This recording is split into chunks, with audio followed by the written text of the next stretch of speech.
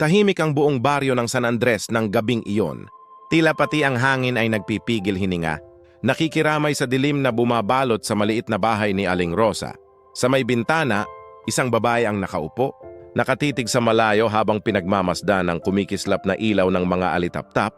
Si Elena, 42, ay minsan nang naghangad ng buhay na maginhawa, isang tahanang puno ng halakhak at yakap ng asawa.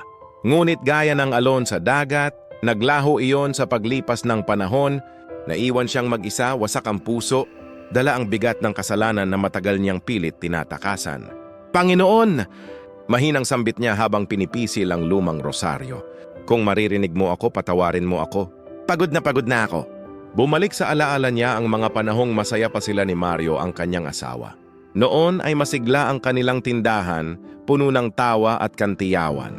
Ngunit dahil sa tukso ng kayamanan, pinili niyang makipagsosyo sa isang negosyanteng nagbigay ng magarang pangako.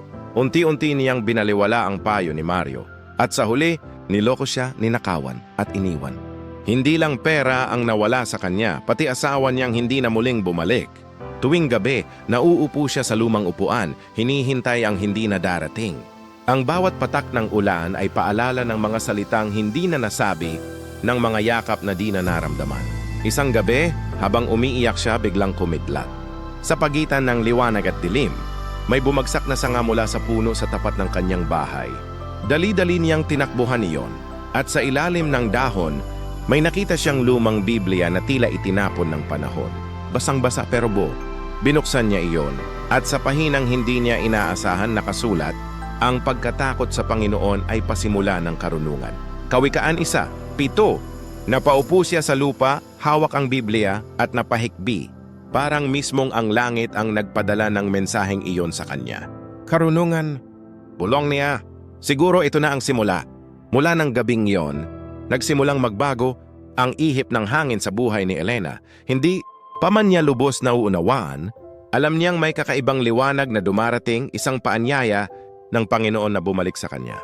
Moral na aral. Ang tunay na karunungan ay hindi nasusukat sa yaman, katalinuhan o tagumpay. Ito'y nagsisimula sa pagkakaroon ng takot at paggalang sa Diyos, ang pagkilalang siya lamang ang pinagmumulan ng lakas at pag-asa. Kapag isinuko mo sa Kanya ang bigat ng puso mo, matatagpuan mo ang kapayapaan na matagal mo nang hinahanap. Kawikaan 1:7. Ang pagkatakot sa Panginoon ay pasimula ng karunungan. Gustong makasave sa kanyang binibili?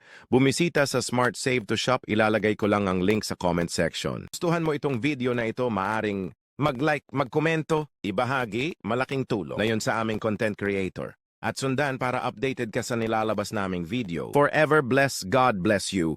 Ingat!